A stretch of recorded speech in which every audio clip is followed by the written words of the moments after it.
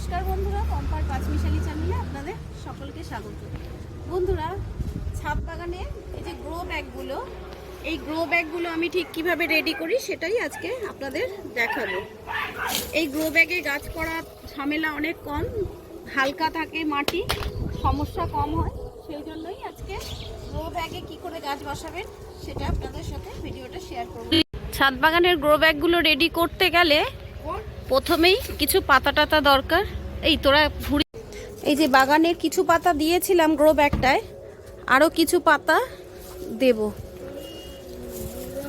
আরও কিছু পাতা ওর মধ্যে দেব। প্রথমে পাতাটা ভালো করে দিয়ে নিলে কি হয়, ব্যাগটা একদম হালকা হয়। এই পাতাগুলো পরে পচে গিয়ে সারে পরিণত হয়ে যায়। পাতা ডাল যা আছে সব নিচে দিয়ে দেবো। গ্রো ব্যাগে বেশি মাটি দিতে নেই, বেশি মাটি দিলে গাছে খুব শিকড় ধরার ভয় থাকে। তার জন্য এরমভাবে অনেকটাই পাতা দিয়ে দিলাম। আগে কিছুটা দেওয়া ছিল, ভিডিও করার আগেই কিছুটা ভরে রেখেছিলাম, আরও কিছুটা পাতা দিয়ে দিলাম। এবার এরপরে কিছু কাগজ ছেঁড়া দেব, কিছু কাগজ পেপার, পুরনো পেপার কুচি করে দেব। এবারে এরকম পুরনো কিছু পেপার এগুলোকে কুচি কুচি করে দিয়ে দেবো।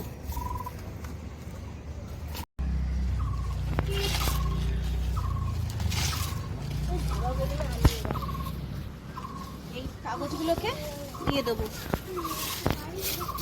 এক একটা করে লেয়ার। প্রথমে পাতার লেয়ার দিলাম, ডাল, ছোট ছোট ডাল পাতা দিয়ে, এবারে কিছু কাগজ দিয়ে দিলাম। এবার মাটি রেডি করব।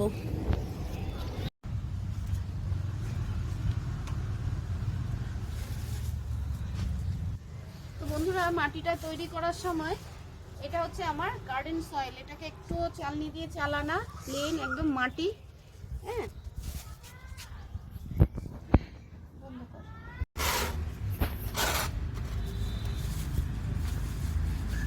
এবার মাটিটা, এই প্লেন গার্ডেন সয়েলটা নিয়েছি। এতে অনেক কিছুই জীবাণু থাকতে পারে, পোকামাকড় থাকতে পারে, তাই এতে কি করব, একটু চুন মিশিয়ে নেব। এই চুন মেশানোটা কিন্তু খুব জরুরি। এই চুন মিশিয়ে নিলাম।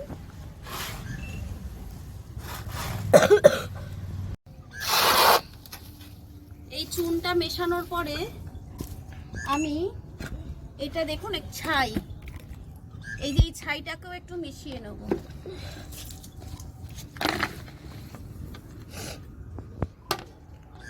যতটা যা হাতের কাছে পাই বিনা খরচে সেটা দিয়েই গাছ করার চেষ্টা করি।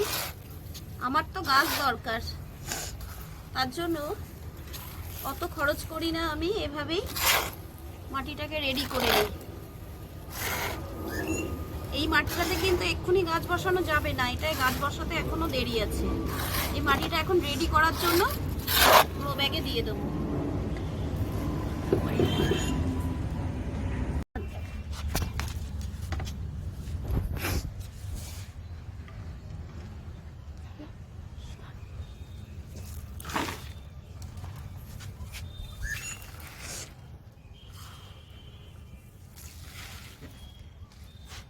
আমরা যখন টবে কাজ করি তখন মাটিগুলোকে চেলে নেই, কিন্তু গ্রো ব্যাগে সবসময় এরকম পাতাযুক্ত মাটি দিয়ে দেওয়াই ভালো। যদিও পাতাগুলো একটু পুরনো হলেই ভালো হয়। গ্রো ব্যাগে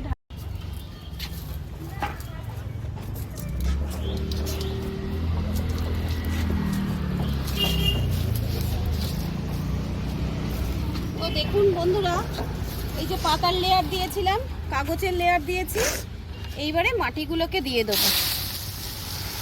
এই মাটিগুলোকে বললাম খুব ফিনিশ মাটির দরকার নেই। এই মাটিগুলোকে পাতা টাতা সহ যা ছিল প্লেন গার্ডেন সয়েল দিয়ে দিয়েছি। আরো কিছু,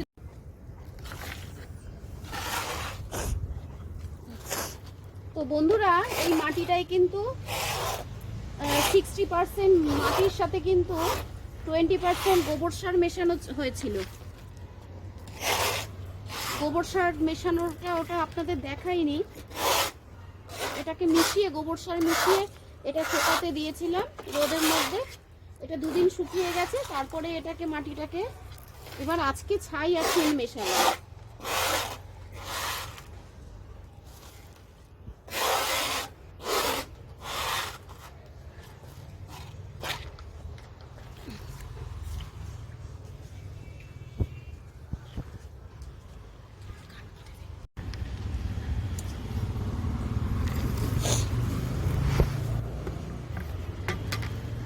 বন্ধুরা দেখুন, এটা দিলাম, এটা রাফ লেয়ার আর কি।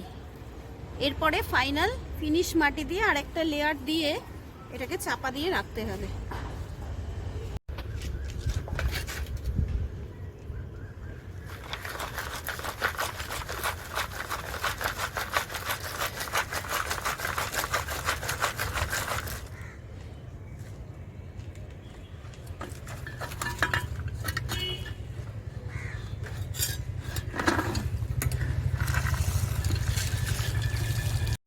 এই ফাইনাল মাটিটাকে এইটা ফাইনাল ওপরে দেব, তাতে কি হবে গাছগুলো তাড়াতাড়ি মানে দানাগুলো তাড়াতাড়ি জার্মিনেট হতে সাহায্য করবে ফাইনাল মাটিটা থাকলে। তবে বেশিরভাগ মাটিটাই রাফ মাটি দেওয়াই ভালো। রাফ মাটিতে কি হয়, পাতা টাতা সব পাতা সারটারগুলো চলে গেলে তাহলে গাছটা ব্যাগটা খুব হালকা হয়, ভালো হয় ওটা। টব আর গ্রো ব্যাগে এইটুকুনেই তফাৎ। গ্রো ব্যাগে যেহেতু জায়গাটা বেশি থাকে, অনেকটা বড় গাছও করা যায় গ্রো ব্যাগে।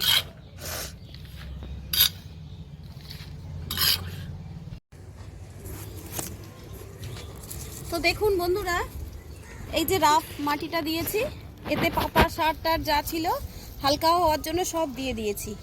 এবার দিলাম হচ্ছে গার্ডেন সয়েল আর গোবর সার মেশানো মাটি। এই মাটিটাকে দিয়ে এইভাবে ওপরে এক লেয়ার দিয়ে দিলাম। এইবারে দেখুন, এটাতে কিন্তু এক্ষুনি গাছ বসানো একদম যাবে না, এটাকে এইভাবে বেশ সপ্তাহখানেক রেখে দিতে হবে।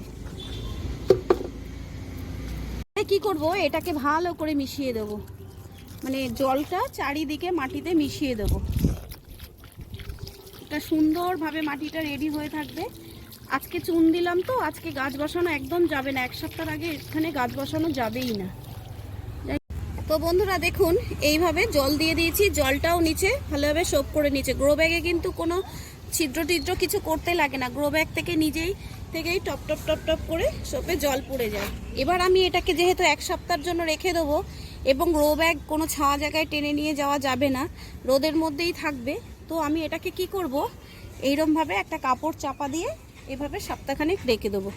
এই রোদেই থাকবে, কোনো সমস্যা নেই। ওপেন রোদ পেলে গাছটা সারটারের এগুলো গুণাগুণটা নষ্ট হয়ে যাবে বলে এটাকে আমি ছাওয়ার মধ্যে এরকম কাপড়টা দিয়ে চাপা দিয়ে ছাওয়া করে রাখলাম, যাতে গাছের গুণাগুণটা ঠিক থাকে।